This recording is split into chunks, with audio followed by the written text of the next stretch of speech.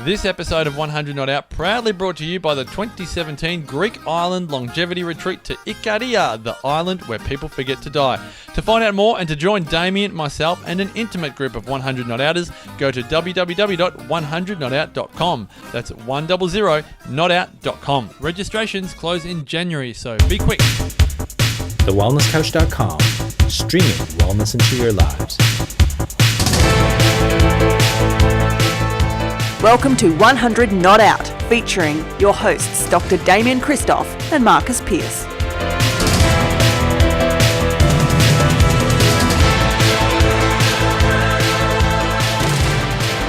Hello and welcome to this very special Christmas edition of 100 Not Out, your weekly show helping you master the art of aging well. My name is Marcus Pearce and it gives me great pleasure to introduce the co-founder of The Wellness Couch and The Wellness Guys. Without him, we wouldn't be here right now. He is Father Christmas himself, Dr. Damien Christoph. Oh, hey mate, how are you? I'm well. That's a very interesting introduction. I like all your introductions. I often wonder what you're going to do with them. Even 4 years down the track, I wonder if there's been many repeats. There have been a couple, because you noticed the repeats. Yeah. So you're beautifully sensitive to the repeats because you know it's like, mate, you've done that before. But Father Christmas, you're such a jovial kind of guy. When you are, 60, 70, you will be the guy that is going to the family Christmas barbecue In a Santa Claus with outfit. a Santa Claus outfit. Yeah. I mean, you can just see it right now. Yeah. That'll be you. Can't wait. Um, Well, can. But I am looking forward to it. It'll be a great thing to do. Yeah. Now this Christmas episode, proudly brought to you by the 100 Not Out Greek Island Longevity Retreat to Ikaria. Do they celebrate Christmas in the Greek Orthodox? Yeah. Yep, Yeah, they do. It's just done at different times. So it's done in January. Right. Okay. So this time of year, I imagine when you're down at Vita and you've got people coming in to be adjusted and you're helping their body live with less stress by helping their nervous system function more effectively and teaching them about physical, chemical, emotional stress. We thought it'd be a wise idea to dedicate this episode to improving mental and emotional health at this time of the year. It's a good idea. But the best thing I think to start off with is, what type of challenges are people coming in with at this time of the year on a physical, chemical and emotional level? It's interesting this year. I think the emotional thing is big. I don't know. I get bigger every year, emotional stress. I don't know. I think I've seen a lot of people lose family members this year. And so this year will be the first time that they're celebrating Christmas without a family member. Yeah. That's got to be tough. Yeah. That's got to be tough. And there's people going into Christmas who are sick. So that's tough. That's a trauma. You're talking about chronic like cancers and like major diseases where the quality of life's being affected. Yeah, that's right. Yeah. And so whilst you could count the blessing and say we've got them for another Christmas, we've got enough for another Christmas, you're also kind of wondering, oh my gosh, this is all very scary. Life is coming to an end for some people. But so there's that emotional stress, there's the time pressure stress. People are trying to fit so much into their life, and above and beyond everything else that they're actually quite pressed for time with anyway. Yeah. Anyway, you know what I mean? Through just the natural living of day-to-day life. Yeah. Yeah. That's right. So time's a big one. From an emotional stress perspective is that. The other one is like the pressure to go and purchase presents. Yeah. Money. Just money. There's a financial thing, but there's also the creativity. Some people have got the money to be able to buy presents, but you just don't want to spend. Some people don't want to spend money on stuff. Yeah. They want to make something meaningful, and so there's an expectation that you can set up on yourself, and you go, I want to get a great present, like a photo book. That's my big thing. Yeah. Like making a photo book. You love it? Well, no. I love the idea of it. The effort of it overwhelms me, but I love the treasured memory of, say, and my parents have both said this, particularly my dad. He's like, and his wife Brenda, who's so organised with photos. They're both like, we don't need stuff. We've got enough stuff, and Yeah. I'm all about experiences. I've said to my sisters, like, let's give our parents experiences.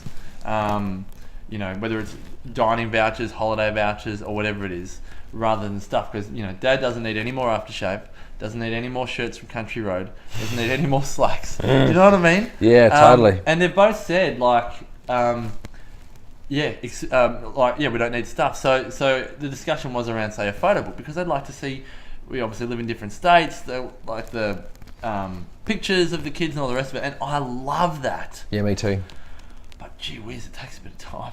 Yeah, it's a lot of time actually, isn't it? You know, it's a lot of time. So there is pressure around Christmas, isn't there? Yeah, a lot of pressure.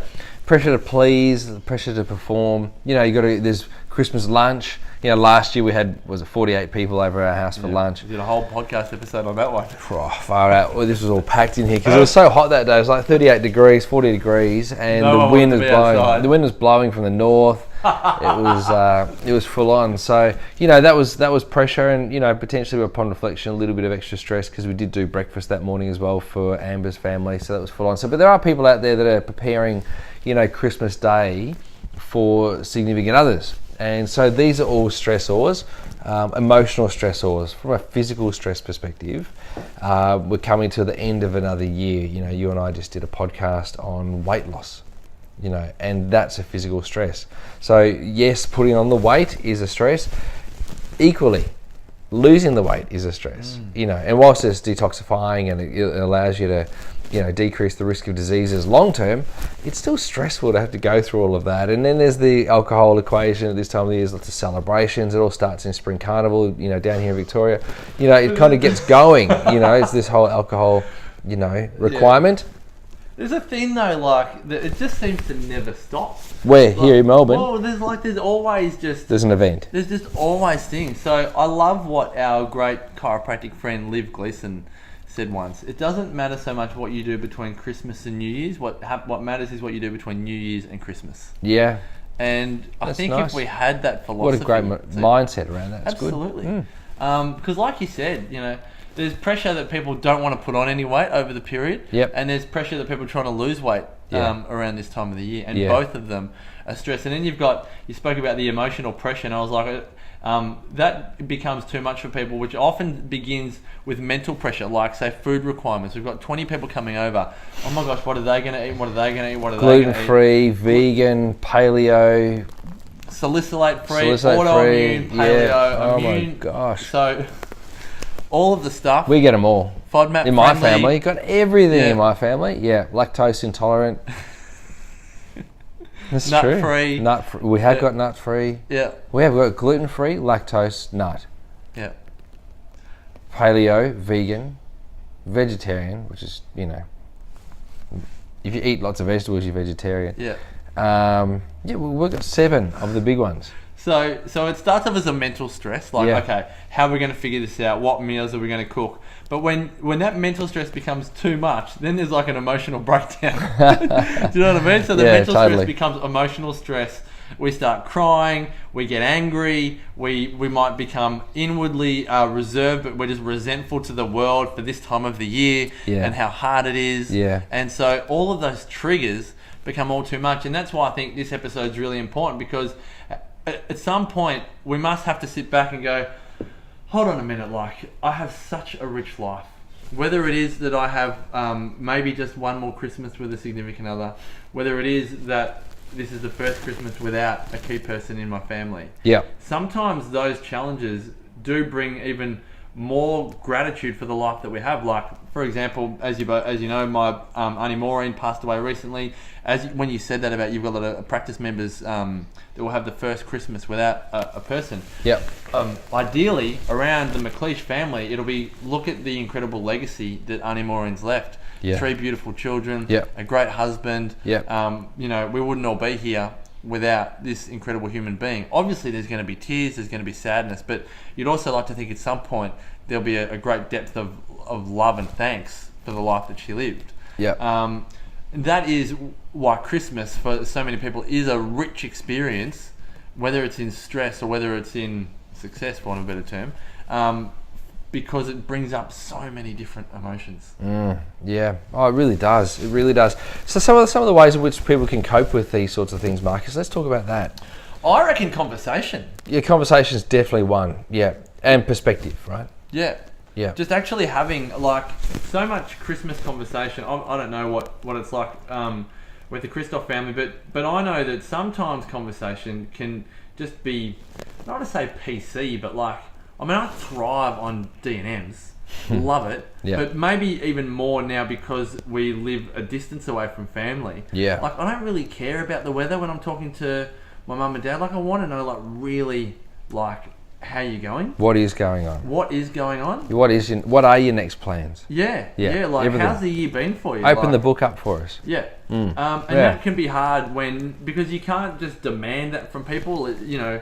I mean, my view is the art of conversation is almost like the art of making love. You can't just go in for a one-night stand with a D&M. It doesn't happen. You've just got to, you have to warm it up, and sometimes that does mean talking about the weather or the cricket or the football or whatever it is. Yeah. But at some point, I hope, you know, generally halfway through the day, you can get to a deeper level, and ideally that can be that you are really struggling. You know, that you are struggling in retirement or marriage or health or money or fulfillment, whatever it is. Because really, I mean, it's convenient in many respects in for those that celebrate Christmas, that Christmas is at the end of the year. Yeah. Because you can then start to talk about, well, you know, what for next year. Yeah. You know, you can then begin to, and then hopefully, I know a lot of people don't have it, but hopefully family is an avenue to actually work through all of that. To actually have an ear to be able to talk about how you can be supported. I don't know what you think, but we know so little about our families' lives, like whether it's cousins, brothers and sisters as you get older, that there is so much our family can help us with, whether it's skills that we learn in the workplace that other family members don't know about, whether it's connections that they have, people that can help us. It's been weird, some of the podcasts we've done in this season of 100 Not Out, we've realised how small the world is. I know. We've both got connections with guests. Yeah. There's just 1 degree of separation. Amazing. And we have that in our family dynamic, and often we just don't have that conversation. Well, let's think about that, because there's some people that will be listening to this podcast and they don't have any family, or they have family that they can't stand. And what's fascinating about this and really important to understand is, and John DiMartini, our great friend John, says this too. He gets a good number of mentions on this, isn't it? Because we just love his But he's work. had such a profound influence on the way in which I've dealt with things in my life, and a profound influence on the way in which you've dealt with, you know, certain things in your life, right? And he's a chiropractor, so he's obviously a good bloke. He says that wherever there's a space, it will be filled. And so where there's not a family member, you'll fill your space with somebody else or a number of people that would have the traits of the one person that's actually missing, or the space that's actually been created. So he says for every action there's an equal and opposite reaction, which in turn implies that there's always complete fulfillment. You've just got to see it. You've got everything you need. So people thinking, oh yeah, but I don't have family, or I hate my family, who do I speak to? Well, when you look back to all of our episodes and we reflect on what makes successful aging actually take place, community is what really makes this take place. You establish a community by having conversations. Just on the weekend, we spoke to one of the attendees sitting in the front row, talking about how is she going to be able to get out, and also Edwina, you know, said that she's moving her house, moving her family into the city from the country, so she can create that sense of community, that community. And community is so important, whether it's family or friends or work colleagues or all of the above. It doesn't have to be all of them, but some kind of combination of each of those, you know, subsets, you know, above, will actually help you deal with stresses, and you would expect help you live a long time. And to test that out, all you have to do is spend Christmas Day by yourself. Oh my gosh. Then if you Don't even test it. Well, why would you test the it? most optimistic person, in my view, will feel sad, have dark thoughts, have depressive thoughts. Can't even think of anything worse having Christmas by myself. Even people that are working on Christmas Day Yeah. will get some joy and satisfaction out of customers walking through the door. Because they will I wanna hope connect that with no humanity. one goes shopping on Christmas Day. I know that we're now petrol not. stations and Well, now 7-Elevens and all those things, they're still open. I like to think of Australia as a Christian country, and we still predominantly are a Christian country, but we do have a Talking number more of. about values and religion, though, right? Yeah, we have now. Yeah, we have now. No, I'm talking more. Yeah, well, yeah, I suppose the so. values of what's important in life. Well, there's that, but there's also, let's not forget what Christmas actually is. It's a celebration of Jesus' birthday, which is a belief system that comes from Christianity. So there's people other religions out there that don't believe in that, which is totally fine. And as a result, even though we are essentially a Christian country, we're faced with the removal of the celebration of that particular very, very special time of the year for some people. So we're now opening shops on a day which should be dedicated to families, because there's cultures that don't have the same belief system as us. I think that, as an Australian country, as a country, upholding our values and upholding our beliefs is really important. And when we dilute them, we actually start to dilute the fabric of Australia and the fabric of being Australian. We're not including any extra holidays by taking some holidays away, but it's the holidays that actually give us the opportunity to spend time with each other. I think we did a podcast last year on public holidays, and how there was people quite upset that there was an extra public holiday for grand final day. Yes, and I loved it. I like any excuse to spend more time with my family. It's only one day I've got to pay my team for an extra day that we all get an opportunity to spend time with our family. So yeah, there's a financial impact, but if you can't afford to give your team a day to spend one day to spend with their family, it's not good. It's not really going to harm the bottom line. Most people find another opportunity to spend money with you, but it's often difficult to steal time to spend with your family. I think a lot of the theme here that I'm listening is to recognise to exercise the importance of contrast. If you didn't have that one day, what would be the alternative? If you find yourself whinging and moaning or stressed out around food requirements and all of the rest of it, imagine if there was no one to cook for. Imagine if you were working on Christmas Day in a 7-Eleven, a petrol station, so many people are still working. Audra Starkey, host of the Healthy Shift Worker, talks about, I think it's about a third of the shift working population are working on public holidays. Wow. There are so many things that still happen. Aeroplanes. Public transport. So we think hospitals. Shift workers are the ones that are really bearing the brunt a lot of the time. Dairy farmers. We spoke about that yesterday, didn't we? Oh my gosh. So many things still happen on Christmas Day that require horse trainers, an output. All of that. Horse trainers. So many things that still... Cafe owners. Going to keep on barking things that come into his brain as they pop up whilst I attempt to put the message together. But the world still carries on. They do. Tram conductors. Police. Ambulance drivers. Firemen, women. The world still carries on whilst many of us are celebrating our Mums and dads. Mums and dads. And so remember that whilst it's not a bad thing to bring up or vent the challenges around Christmas. Consider for a brief moment, and maybe write it with lipstick on your mirror, the alternative or the contrasting environment. If you've got 55 people coming for lunch, imagine if there was none. If you've got 8 kids running around and you can't stand kids because you had them 30 years ago and you're just done with little kids, just imagine if you never had your kids that were able to have kids. So many contrasting moments can actually bring about a bit more gratitude at this time of the year. And that really is going to make for a more fulfilling Christmas period. An attitude of gratitude. Who said that? Oh, geez, we're giving a lot of DeMartini at the moment, aren't we? I love it, hey? I love it. Well, Damien, on behalf of all of our listeners, thanks for a wonderful 2016, and may you, Amber, Jackson, and the extended Christoph family have the safest, happiest, healthiest Christmas that you've had to date. And again, thanks for all your generosity and wisdom that you share on 100 Not Out. Thanks, Marcus Pearce. Now, Marcus, we are in November, and I know you're heading back to Byron Bay today because we will be finishing our recording very, very soon. But I did hear that you'll be back in Melbourne for Christmas. So both locations will become more intelligent. When you leave Byron Bay and when you come to Melbourne. No, seriously, mate, I have absolute enormous amounts of gratitude for all that you've done for 100 Not Out, and I know that the listeners absolutely love and desire to hang and spend more time with you. So, and so do I. So thank you so much for everything Even you've after done. 4 days in the Christoph. Oh yeah, look, I definitely need you to go, but I don't really. I really have enjoyed you being here, and at the same time, I want to wish you a very Merry Christmas. You, Sarah Bear, Tommy, Maya, and Darby.